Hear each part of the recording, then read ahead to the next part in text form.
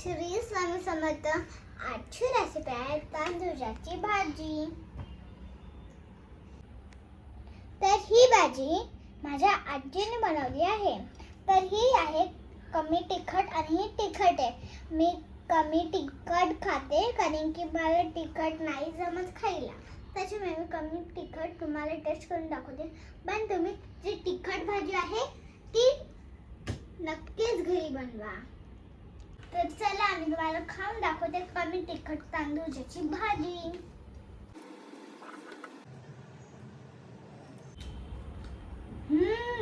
तांदूळाची भाजी खूप छान बनली आजी.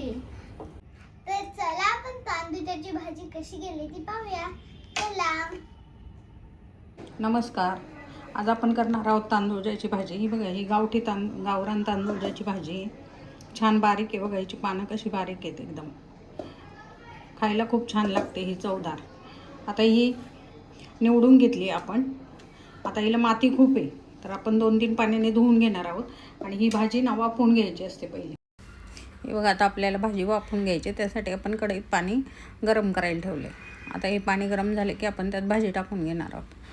पाण्याला उकळी आली. आता आपण स्वच्छ धुतलेली भाजी त्यात टाकून घेणार आहोत.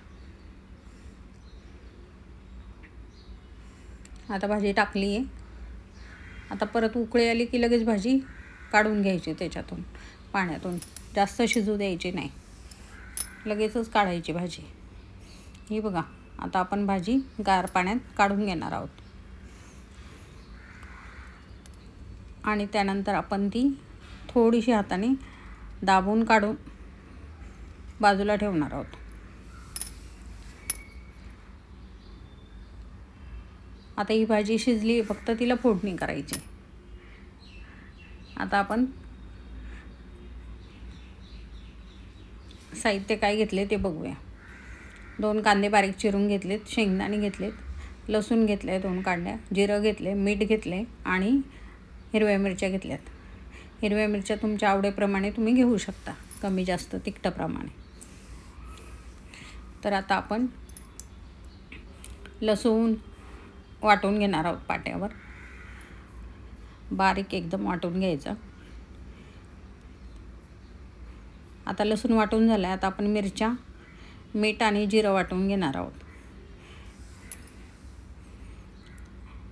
मीठ टाकलं की मिरच्या पटकन वाटल्या जातात. हे पण एकदम बारीक वाटून घ्यायचं आहे आपल्याला. हे बघा, मिरच्या, मीठ, जिरं पण वाटून झाले आपलं. ते आपण काढून घेणार आहोत. आणि आता आपण शेंगदाणे वाटून घेणार आहोत. शेंगदाणे जास्त बारीक नाही करायचे, ओबडधोबडच वाटून घ्यायच्यात. हे बघा, शेंगदाणे आपले वाटून झालेत.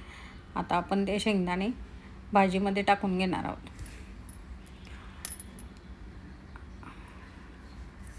मिक्स करून घ्यायचे भाजीमध्ये. आता आपण कढई गरम करायला ठेवली आहे, त्यामध्ये आपण तेल टाकले. तेल गरम झाले. आता आपण थोडंसं जिरं टाकणार आहोत. जिरं तडतडलं की लसूण टाकून घ्यायचं आहे. लसूण थोडासा लाल झाला की हिंग टाकायचा आहे त्यामध्ये, पाव चमचा. आणि परतून घ्यायचं आहे. आता आपण वाटलेली मिरची टाकणार आहोत त्यामध्ये. ते थोडंसं परतून घेऊन आता कांदा टाकायचा आहे त्यामध्ये. कांदा टाकून कांदा व्यवस्थित परतून घ्यायचा आहे. आता कांदा चांगला परतून झाला आहे आपला. आता त्यामध्ये आपण भाजी टाकून घेणार आहोत. आपण मिरचीमध्येच मीठ वाटलं आहे, त्याच्यामुळे मीठ टाकायचं नाही आहे. आता भाजी फक्त आपल्याला तेलावर आता परतून घ्यायची. ही भाजी चवीला खूप छान लागते.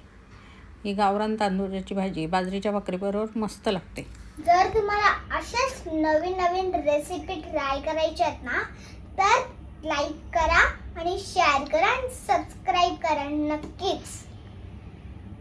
थँक्यू.